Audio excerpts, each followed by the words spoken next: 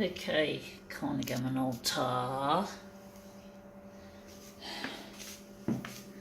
Right, let's see what we can do.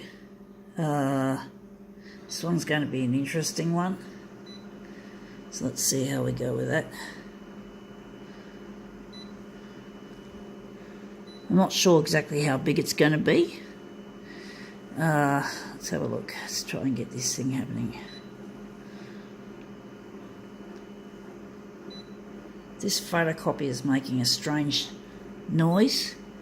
It's like a low-pitched squeak. This machine's only new, so basically it shouldn't do that. Machines shouldn't start to malfunction after only about 6 weeks, if that. It's really not good. It's not a good look for Conigum and altar. Especially, good thing I've got a service agreement with this. That's why I had to get a new machine, because my old C353 bit the dust. And basically, how should I put it? The service agreement ran out May last year, in 2017. And basically, I couldn't get it fixed. The only way I could get it fixed was the dreaded doing charge, which means you pay for the technician to turn up at the doorstep. That would have been about $160. Then you add on labour and spare parts, if you can get the fucking spare parts. And then you have an unaffordable situation where you can't afford it, so you have to bloody replace it. It's not Mytronics' fault, it's Conigum and altar's fault. Mytronics didn't want me to pay for a service agreement that didn't work out, that they couldn't use because the spare parts could not be guaranteed. Now this happens after 5 years of the machine being after the machine being manufactured, if I'm correct. So basically, you only get spare parts guaranteed from the manufacturer, in this case Conigum and altar, for 5 years, and I'm really pissed off with that. That is really not good, and they just make these machines to break down anyway. So I'm not happy with the status quo of the photocopier industry, but I'm not happy with much of the status quo anyway, where the rich do their own fucking thing and get away with bloody murder sometimes. You know, why are people starving in third world countries? And why are there people on the street here in our country? You know, why do the real estate agents don't make enough affordable housing for people who can't afford the expensive rent? It's not fair. We're not living in a fair and equitable world or society. It's terrible. And I just get so frustrated because I myself don't have much money. I'm disabled. I had a cord around my neck and a breech berth, which gave me oxygen starvation, and I lost most of my short-term memory and my hippocampus. The hippocampus being, this is what we're doing, the hippocampus being the part of the brain that takes short-term memories and turns them into long-term memories. And basically, I've got problems with both those parts of my brain, I suspect. So I can't learn, I can't work in a normal job, and I've got other disabilities. Some of them are a bit too embarrassing to talk about, so I won't talk about them. So basically, yeah, I haven't got any choices in this life at the moment.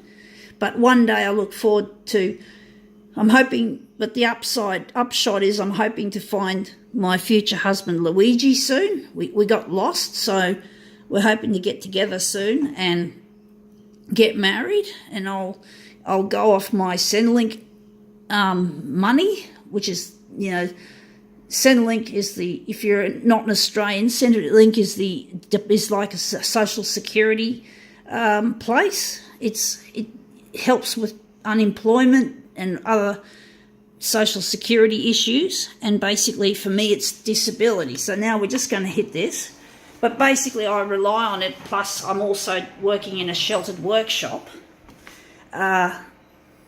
doing some packing and all that sort of shit. So yeah, I'm not contented, but I do believe they'll have technology to fix the broken parts of my brain. The parts of my brain that are malfunctioning is the ones I mentioned, and there's probably more damage that I don't know about.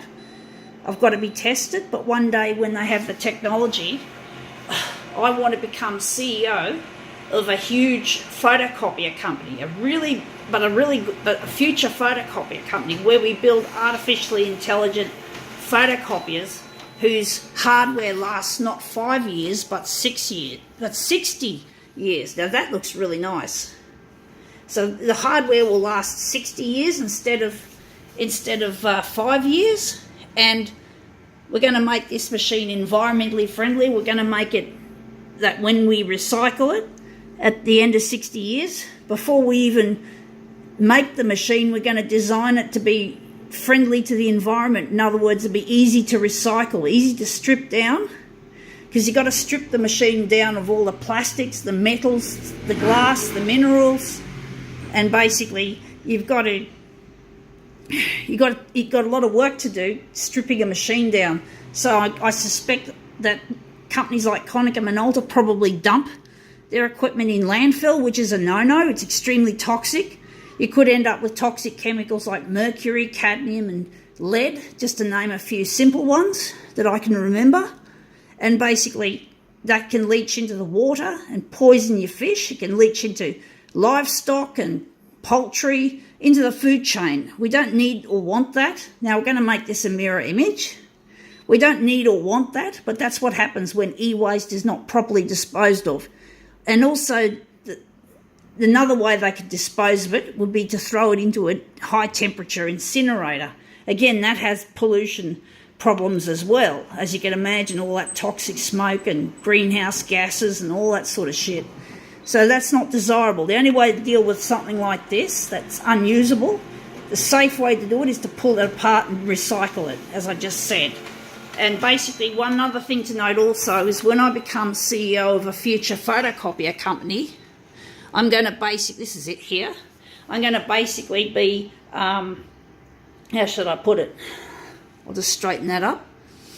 I'm going to be making lots of money as a CEO, and I don't just want to be a CEO, I want to be a scientist.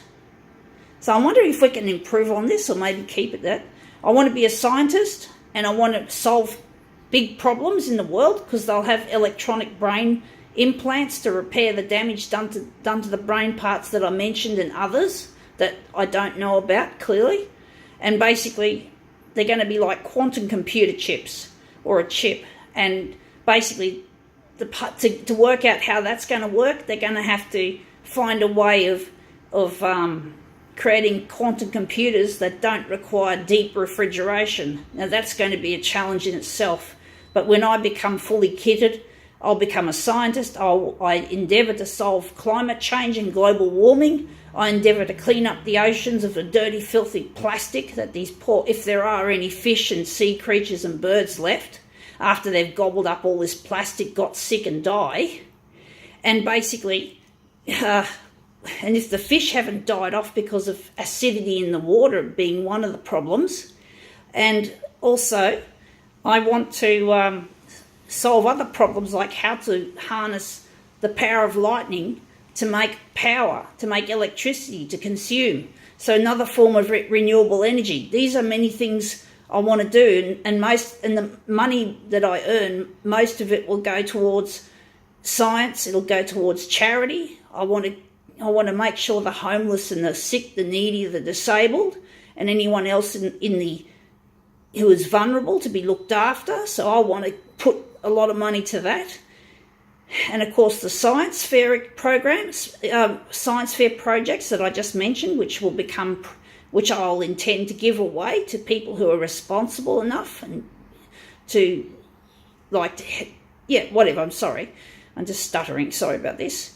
And also, what else do I want to do? Yeah, so basically, hypothetically, if I earn $2 billion a year, I want to, only for myself and my husband Luigi, when we get married, well, long after we got married, of course, my future husband, he's going to get $750,000 a year, and I'm going to get $750,000 a year. That's all we're going to use. The rest of it's going to go towards the things I've mentioned, and maybe there's other things I don't know about yet or haven't thought about. So that's it. So that's my 2 cents for the day. I hope you like the picture. Gotta go.